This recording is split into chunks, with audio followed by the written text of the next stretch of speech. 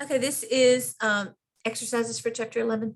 So we're going to do 2A, 4A, and 8A on this video, and then I'll do another one with a different problem that is a little bit longer, but I just rather break them up a little bit if I can. Okay, so the first one is talking about the trade discounts and the cash discounts. So this is the same problem that's in your textbook. So if you want to open your textbook to look at exercise 11, 2A, then it would be totally fine. It might be easier to look at in there, but if you want to look at it right here with me, that's great too. Merchandise was purchased on account from Jacob Distributors on May 17th. Purchase price was $2,000 less a 10% trade discount. Usually the problem, sometimes it'll say the purchase price, other times it'll say the retail price or the list price, but those are just all indicating to you that they might have given a discount after that. And so they reduced by this 10% trade discount, which means they just gave you a deal. So it was on sale, or you're a good customer and they wanted you to keep coming back, or maybe you buy a lot of product and so they give you a discount for that reason. But for some reason, they gave you a 10% discount, which means they took $200 off the price.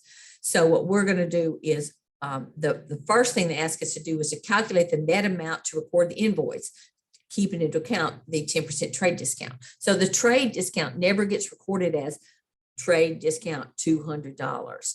Instead, it just reduces the purchase price. There's not going to be a sale recorded for $2,000, and there's not going to be a trade discount recorded for $200 because trade discounts just reduce the price. This is our negotiated price, $1,800, and that's just $2,000 minus 10%. Of course, 10% of 2,000 is 200. So we're down to a sales price we agreed on of $1,800. So the seller said they will sell us $1,800 worth of goods, and they will sell it to us at $210 net 30. You remember, I'm sure from the other chapter, chapter 10, and from this chapter's lecture, that $210 net 30 is just talking about the fact that the seller is offering at the terms of 2% discount if you pay within 10 days. So that's what the 2/10 is. The first set of the term is 210 means 2% if you pay within 10 days. And then the comma means here's another offer for you. If you don't want to pay early, then it just leaves it pay on time. So you could pay then the net, which is how much you owe them at that moment in time when you're making the payment within 30 days. So there's also that unspoken nastygram that I talked about in the sales chapter. And that is, if you don't pay early within 10 days and you don't pay on time within 30, then they have options of what they can do with you. The nastygram that's not spoken is, well, if you don't do either of these, then I might turn you over for collections, or I might start charging you interest, or I might just stop doing business with you all the way. And so there's a lot of potential for the seller to hold the cards whenever they're selling you goods. If you don't pay on time, or if you just choose not to pay early or on time, they don't have to keep doing business with you, or they can change the way that they do business with you. But in any case, they want us to calculate the amount to be paid if we pay within the discount period. So $1,800 is the sales, not $2,000. $1,800 is our negotiated price, and they're willing to give us 2% off if we will take that deal. So 2%. Let me get my calculator. That actually is my phone this time. Sorry, I like to use a calculator, but I just didn't bring one with me over to my recording place. So 2% of $1,800 is a $36 discount. So if I take $36 off of my $1,800, I'm actually going to pay them $1,764. So that's how much I owe them. So now, what the third thing they want us to do is make a journal entry to record this. And so they want us to journalize the purchase of the inventory of the merchandise on May 17th. And so that, of course, is just going to be a debit to purchase and a credit to accounts payable. We know it's accounts payable because if it were cash that we bought the merchandise with, there would be no terms. Okay. And it was for the $1,800, again, not the $2,000. A trade discount just reduces the price. And then they want us to record what happened on the 27th, which was when we paid. So on the 27th, we're going to wipe out our accounts payable to these guys because we're not going to owe them anymore. So we're going to debit accounts payable for the full $1,800, not for $1,764, because we're actually going to satisfy the whole amount we owe to this vendor, Jacob's Distributing. and we're going to credit cash for the payment we're making to them, which we already decided needs to be this 1764. We're going to credit cash for 1764, and we're not in balance. You see that we're off by what? $36. It has to balance to keep accounting working the way it does, double entry system. So all the credit entries have to equal all the debits. So I need a $36 credit. What's my account? Purchase discounts, right? So cash discount for paying early. Let me just check it, make sure it's all going to give me some check marks. Oh yeah, it likes us.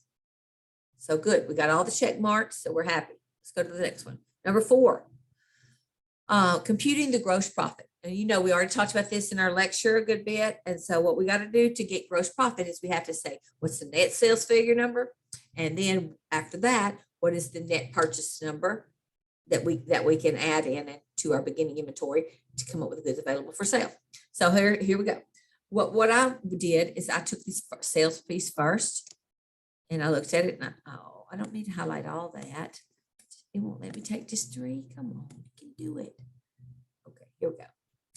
All right, sales minus sales returns and allowance minus sales discounts. And so when I took all 3 of those together, I wound up with $118,450. So that is the amount that I'm going to put down for my sales.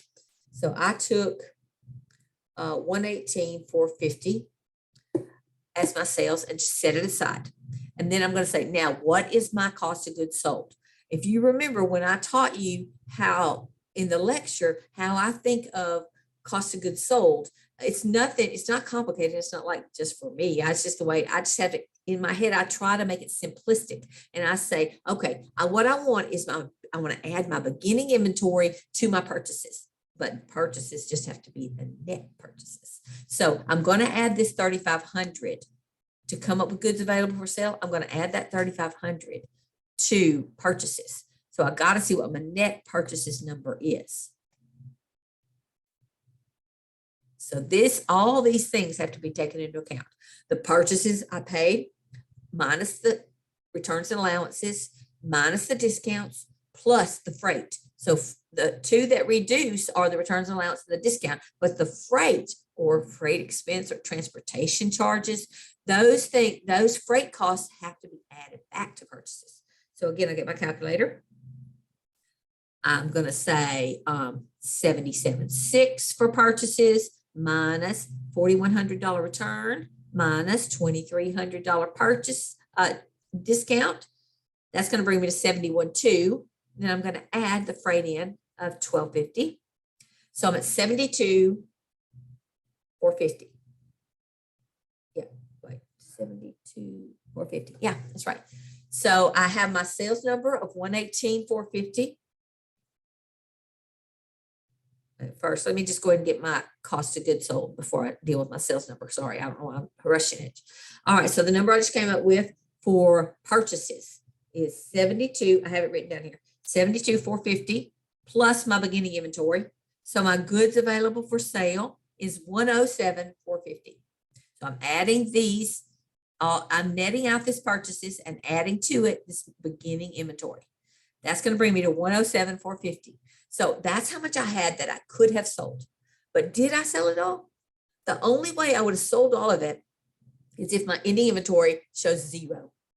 But does it? No. So I had to sell 107,450 and I only sold, I sold all but 32,000. So if I take 107,450 and subtract 32, that tells me how much I sold. So when I did that, I took 107,450 minus 32,000 and it shows an ending balance of cost of goods sold 75,450.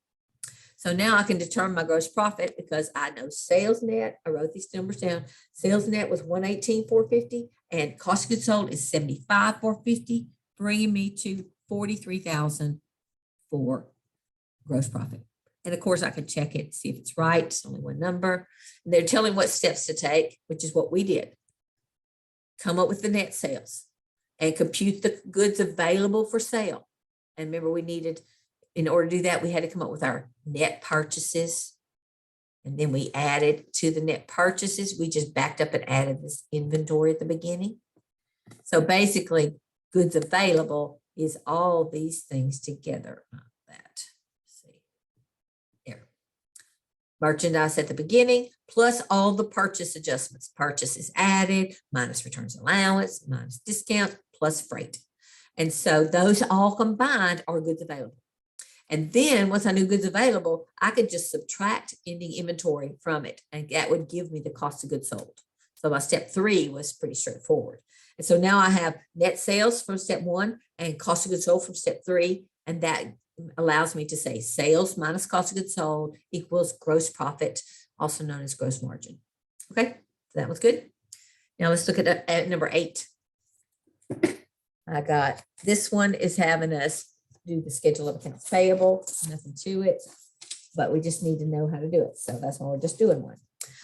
Okay, so this says Ryan Express, a retail business, had the following beginning balances and purchases and payment activities in its accounts payable ledger during October. And so it shows Columbia Products, Favorite Fashions, and Rustic Legends, and it shows their beginning balance, and it shows how much more they purchased and then the payments that were made. So you could take this $43.50 and say, okay, for Columbia, I owed them $43.50 at the beginning of the month. And then I bought $3,060 more and I paid down on it $2,060.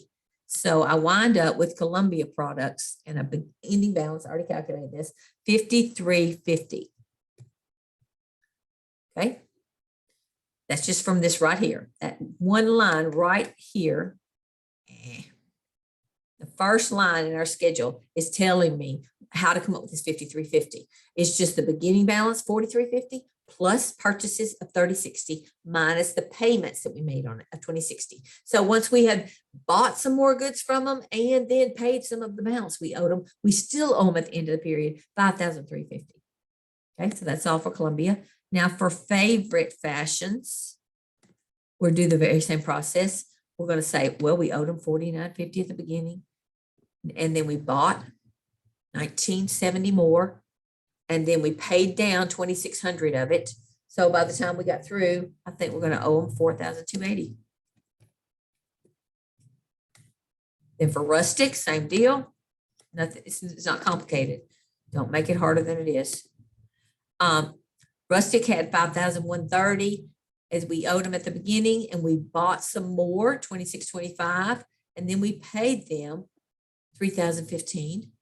So that brought us to a $4,740 ending balance for Rustic.